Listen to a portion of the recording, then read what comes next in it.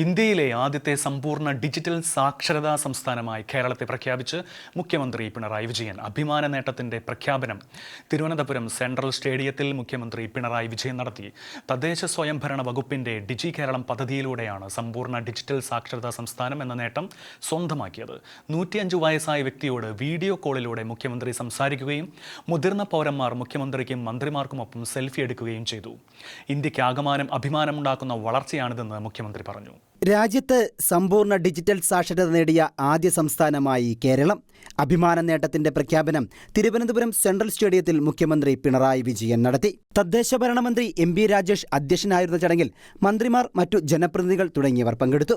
Internet അധിഷ്ഠിത സേവനങ്ങൾ ഉപയോഗിക്കാൻ സംസ്ഥാനത്തെ എല്ലാവരെയും പ്രാപ്തരാക്കുന്നതിനായി ആരംഭിച്ച ഡിജി കേരള പദ്ധതിയിലൂടെയാണ് ഈ നേട്ടം കൈവരിച്ചത്. കേവലമായ കമ്പ്യൂട്ടർ സാക്ഷരതയ്ക്ക് ഉപരിയായി എല്ലാവരെയും സ്മാർട്ട് ഫോണുകളും ഇന്റർനെറ്റ് അധിഷ്ഠിത സേവനങ്ങളും ഉപയോഗിക്കാൻ പ്രാപ്തരാക്കുന്ന പരിശീലന പരിപാടികളാണ് പദ്ധതിയോടനുബന്ധിച്ച് നടപ്പിലാക്കിയത്. 2021 തിരുവനന്തപുരം ജില്ലയിലെ പുല്ലമ്പാറ പഞ്ചായത്തിൽ ആരംഭിച്ച ഡിജി സാക്ഷരതാ പ്രവർത്തനങ്ങളോടെയാണ് തുടക്കം. 2022 സെപ്റ്റംബർ 21 രാജ്യത്തെ ആദ്യത്തെ ഡിജിറ്റൽ സാക്ഷരത നേടിയ പഞ്ചായത്തായി പുല്ലമ്പാറയെ പ്രഖ്യാപിക്കുന്ന ചടങ്ങിലാണ് മുഖ്യമന്ത്രി പിണറായി വിജയൻ ഡിജി കേരളം പദ്ധതി പ്രഖ്യാപിച്ചത്. ഈ പദ്ധതി ആരംഭിക്കും മുമ്പ് തന്നെ സംസ്ഥാനത്തെ 27 തദ്ദേശ സ്ഥാപനങ്ങൾ സമ്പൂർണ്ണ ഡിജിറ്റൽ സാക്ഷരതയ്ക്കുള്ള പ്രവർത്തനങ്ങൾ ആരംഭിച്ചിരുന്നു. ഡിജി കേരളം പദ്ധതിയുടെ രണ്ടാം ഘട്ടമായി അവകാശരേഖകളും പ്രധാന സർട്ടിഫിക്കറ്റുകളും ഡിജിറ്റലൈസ് ചെയ്ത് ഡിജി ലോക്കറുമായി ബന്ധിപ്പിക്കും. ഇത്തരം സംവിധാനങ്ങളും സാർവത്രികമായി നടപ്പിലാക്കുന്ന ഇന്ത്യയിലെ ആദ്യ സംസ്ഥാനമായി കേരളം മാറാൻ പോവുകയാണെന്നും മുഖ്യമന്ത്രി പറഞ്ഞു. രാജ്യത്തെ ആദ്യ സമ്പൂർണ്ണ ഡിജിറ്റൽ സാക്ഷരതയുടെ തുടർച്ച ഉറപ്പാക്കുന്നതിനായി രണ്ടാം ഘട്ടത്തിൽ ഡിജിറ്റൽ കുറ്റകൃത്യങ്ങളും സോഷ്യൽ മീഡിയ ദുരുപയോഗവും തിരിച്ചറിഞ്ഞ് തടയുന്നതിനായി പരിശീലനം നൽകും. ആവശ്യമായ സാങ്കേതിക സംവിധാനങ്ങൾ സജ്ജീകരിക്കുന്നതിന്റെ ഭാഗമായി ഇന്റർനെറ്റ് കണക്ടിവിറ്റി ലഭ്യമാക്കാനുള്ള നടപടികൾ സ്വീകരിച്ചു വരികയാണ്.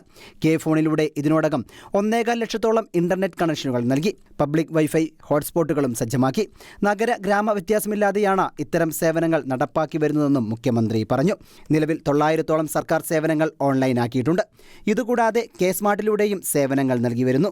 ഓഫീസുകളിൽ കയറിയിറങ്ങാതെ തന്നെ ജനന സർട്ടിഫിക്കറ്റ്, വരുമാന സർട്ടിഫിക്കറ്റ് തുടങ്ങി നിരവധി സർട്ടിഫിക്കറ്റുകളും പോലീസിന് ഉൾപ്പെടെ പരാതി കൈമാറുന്നതിനും കഴിയും. പ്രവാസികൾക്ക് നാട്ടിൽ വരാതെ തന്നെ സേവനങ്ങൾ ലഭ്യമാക്കാനായി. ഇത്തരത്തിലുള്ള നേട്ടങ്ങളിലൂടെ വൈജ്ഞാനിക നൂതനത്വ സമൂഹം രൂപപ്പെടുത്തുന്നതിലേക്ക് നമുക്ക് മുന്നേറാനാകുമെന്നും മുഖ്യമന്ത്രി പറഞ്ഞു. കമ്പ്യൂട്ടറും മൊബൈൽ ഫോണും ഇന്റർനെറ്റും ഉപയോഗിക്കാനുള്ള അറിവും ഇന്റർനെറ്റിലൂടെ ആശയവിനിമയം നടത്താനുമുള്ള കഴിവുമാണ് ഡിജിറ്റൽ സാക്ഷരതയുടെ മാനദണ്ഡം. രാജ്യത്ത് 38% കുടുംബങ്ങൾ മാത്രമാണ് ഡിജിറ്റൽ സാക്ഷരത നേടിയത്. ഇത് മനസ്സിലാക്കുമ്പോഴാണ് കേരളത്തിന്റെ നേട്ടത്തിന്റെ മഹത്വം തിരിച്ചറിയാനാവുക. ഈ നേട്ടം കൈവരിക്കാനായി ശ്രമകരമായ പ്രവർത്തനങ്ങളാണ് നടത്തിയത്. 83 ലക്ഷം കുടുംബങ്ങളെ ഉൾപ്പെടുത്തി ആദ്യം സർവേ നടത്തി പഠിതാക്കളെ കണ്ടെത്തി.